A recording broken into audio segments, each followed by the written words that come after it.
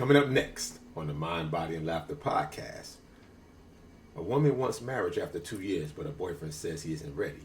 Is he wasting her time? See you in a minute. This could be us. So back to what I was saying. Could be us.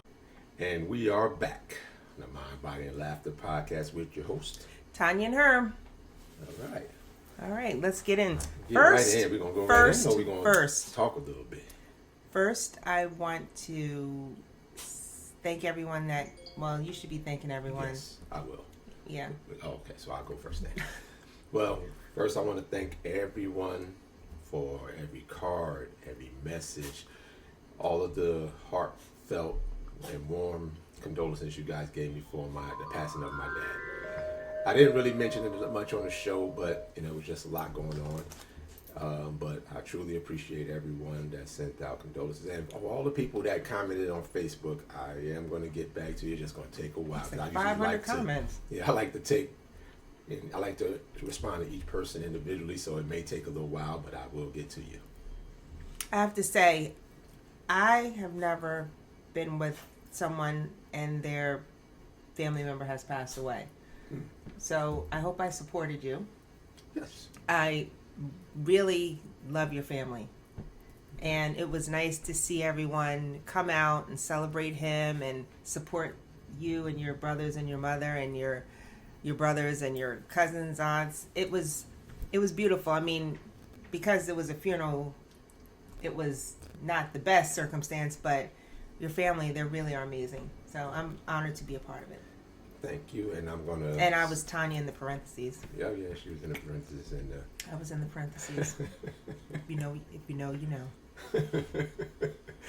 And I am gonna take a little bit of time to shout out some people, because my aunts who drove down from Morristown, like one of my aunts, she's Marjorie. She's 90 years old. This woman walks around like she's not a day over 50. Yeah, she looks good. She Your whole family looks good. All of them come down. My aunt Hannah, 84. My aunt Helen, 86, I believe. My cousins came down. Some of them came up from North Carolina. Some drove from Florida. I mean, yeah, it was a lot just of people really came around. nice. It was almost like a family reunion under a bad circumstance, but it was really good to see everybody. There's going to be some pictures coming on my page and the Mind, Body, and Laughter podcast page, where you're going to see just a small sample of how many people were there. Yeah, and we had the repast at the Shady Country Club, which your mother picked out, and she absolutely loves that place because of the historical factor. They speak on that, yes, definitely. And the gentleman there who is a caretaker when you book parties or events there, he gave us a wonderful tour, and that was great. I loved it. Yeah.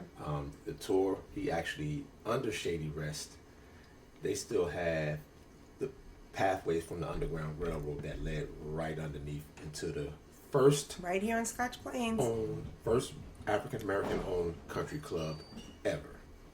So the path, when he took us to the path, he showed us the slave quarters, how they were sneaking in, where they had to hide out until they were able to come up.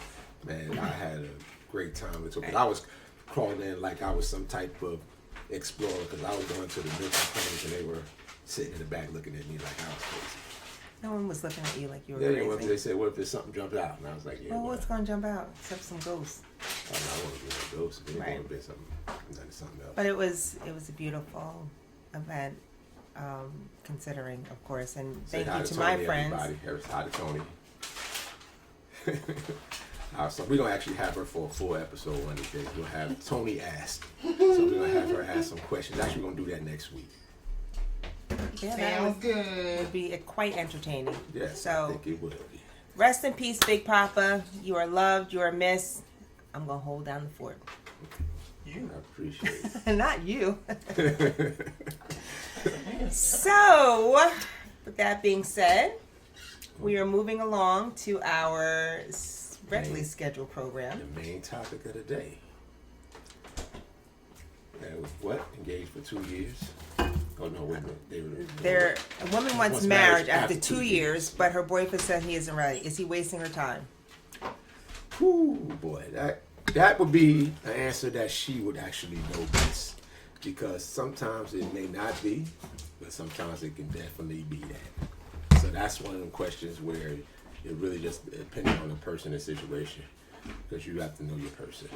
You have to know your person. I've certainly been in And be honest. relationships where, where I wanted marriage and realized I probably wasn't going to get that, I guess. Okay. And, dating for years, and so finally it was just, and I don't know if marriage was the end all, the be all, but more of a commitment. Okay. And what does that look like? So everyone is an individual, but I don't like when women are pressuring their mate to marry them, and they forget who they are. They forget they had a life before he came along, and now that's their goal, to get them to marry them. Not commit, because they're already committed, but marry. But if that's what you want, that's fine. Right, that's what you want. But my question is always going to be, why are you pressured? Why do you actually want to be married? That's always the question I will ask, just to kind of see what they're saying. Because a lot of times, most don't know why. They just know, I'm supposed to grow up, I'm supposed to get married. They don't really actually know why they want to be married. So I was always a question I would ask, and it was always intriguing, the answers that you would hear. Like sometimes you hear answers, want to know everything, why she doing it, blah, blah, blah. I'm like, oh boy. But then you have others where you're like, well, we're supposed to be married. I said, no, but why do you want to be married? Have you ever been in a relationship where somebody was pressuring you, like, what's the next step? What are we doing next? Or saying, this time next year, we're going to be married. I didn't really make it that long, most of them, so. But when you have a woman that is just wants to get married, and she's, by this time next year I'll be engaged, and then after that I'll be married. Do you have a problem with women like planning that? It depends on how. Like if you're doing it in a manner where we're both discussing things and we both like agreeing, and we both, if you're just you're going to do all this and you got everything set your way, then no, I'm going to rebel against that. Like if I'm not, you're just telling me everything without actually consulting me as part of it.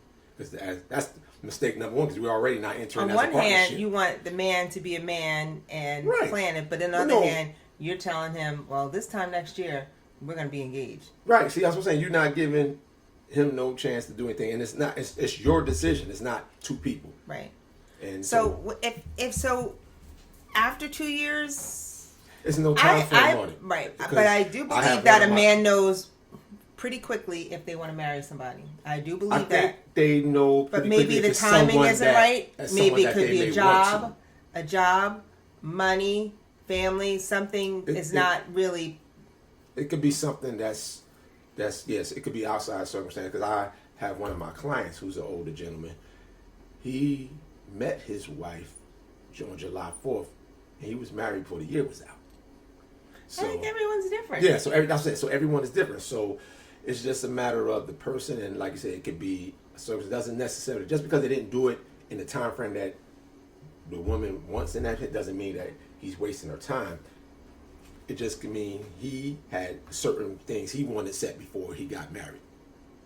I feel like there's not enough beam on me. I feel like I was in the dark. dark. Like all of them, but okay, you can have it all though. It's all right. As long as they hear me. I said, you can. I mean, it's like it's cutting me off, but I mean, it's cool. And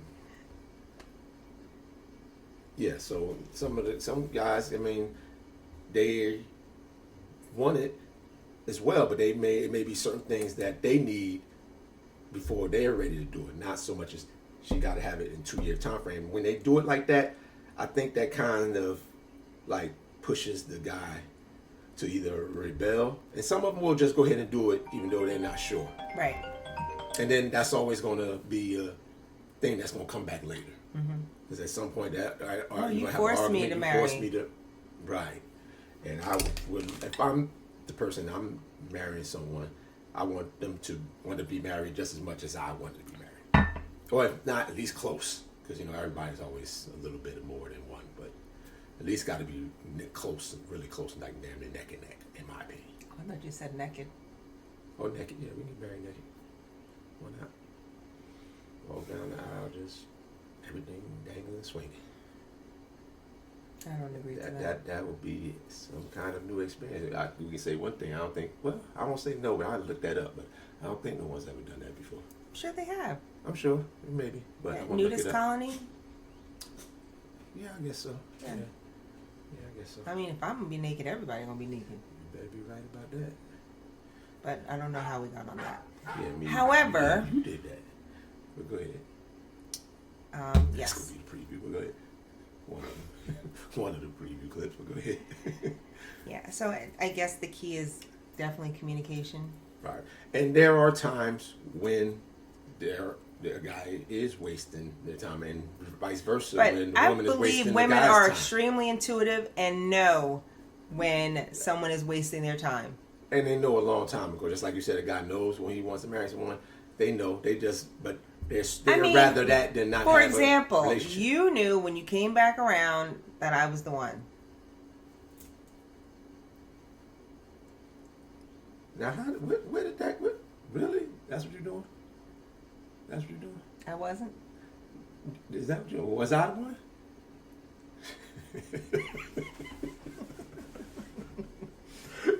But yes, obviously, to come back around because we were both in a different place at that time, Right. and we both did our thing. And Don't put me in there. I'm putting I you in. did not do nothing. We both did our thing. I did we were not actually do- coming back to where we both were more ready. I would say. You sound ridiculous right now. What happens? Okay, so we got that squared away. What happens when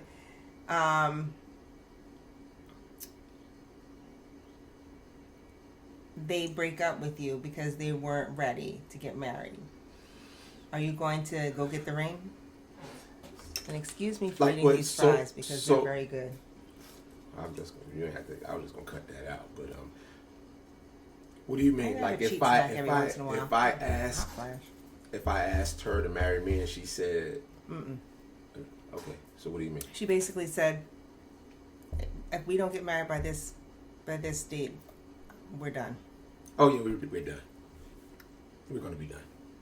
'Cause now you're ultimatum. Yeah, you're making it like an ultimatum. It's not something that. It's not a thing out of love. That's not love anymore. That's not a thing we made a decision out of love, or even business standpoint. Either one of them. That's not a good business decision. That's not a good decision on love. However you want to put your views on how you get married, that wasn't good for either one because you put an ultimatum on something. That's a huge decision. Yeah, people don't tend to respond well to ultimatums. Some do, but most. But I don't we think know they you do. don't. No, I don't. I do not respond well to ultimatums at all. I can guarantee you that. And it could be something that I actually wanted to do, but because you put an ultimatum in front of me, now I'm not going to do it. I know myself. Gosh. Know myself. I can wholeheartedly want to marry this person, but if you tell me we going, So then you better have a be married, conversation and saying, listen, how that approach was is not going to fly with me. Yes, I'll have that. So then what? Yeah, I'll have that conversation. And then if it still doesn't change anything, then more than likely we're just not going to make it. Would you say? Because now now it's not a partnership, and now you're demanding, you're just telling me what we're going to do. It's no longer a partnership at that point. All right, I'm not having a hot flash, I don't think, but the temperature outside is 86 degrees, and we haven't turned the air on. I'll turn the heat on with quickness, but I really take my time and turn on that air, so the air is not on. I'm not a. They're not really air people. Air conditioner. But I am feeling a little bit hot right now. We can we'll put the fan on. Yeah. Yeah, we get the fan. Yeah, and because it's cool in other parts of the house. Especially that basement. Boy, that basement feels beautiful right Yeah. now. It was cold during the winter, but it feels beautiful right now. I went down there and was like, oh boy, I'm about to lay on this rug for a little bit. But yeah. Oh, I forgot he was even back there. I didn't even see. Oh man. I didn't see him back there in the back. All right. Well, we have a help. So Oh yeah. I did send out to our email contact list that I had blood work done, and as usual, I'm anemic, and I am iron deficient. Mainly because I don't eat meat, but apparently I'm not eating enough leafy greens. However, with my health coach here, he found the herb that actually has made a big difference already. Nettle leaf. Nettle leaf. So I drink that in hot water every morning because iron tends to constipate me a little bit. But Right. this has been working. See, because this is more, it's like Natural. not natural, but it's also mixed with other things, so it's not Right. like a full force concentrate on just getting your iron right. So the next step, I got the blood work last week. Doctor hasn't reached out to me yet, but of course I looked at it because I study functional medicine, so I know where I'm deficient, what I need to do. But now I'll take the blood work to my naturopath, and she'll, put me on a regimen. And she did put me on iron before, liquid iron, and I didn't last with that. It constipated you, didn't it? Oh, did you have to tell everybody? Well, we already said it. You said it before. Did I? Yes, you said it like literally 2 seconds ago. Did I? Yes. Oh, okay. See, she just want to start something. Look at it. So, thank you to everyone that has made a purchase, supported us.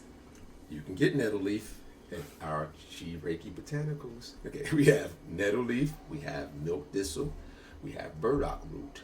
But no need of naming root. all these because they would want, what you should do, What? reach out to Herm because he's done an extensive search and research on all these different types of herbs.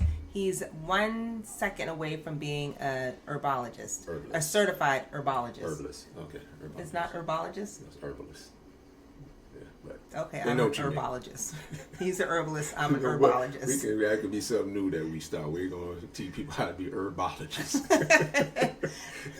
So Sign up you soon. should reach out to him because he does a good job of digging deep and asking the right questions to see what it is that you're deficient in and how he can support you, whether it's exercise, diet. My top 3 things when I talk to people is sleep, and that's not really addressed. How you're sleeping, what time you're going to sleep. Going to sleep, between 9, no later than 10 makes a huge difference. Huge Especially difference. if you're getting up early.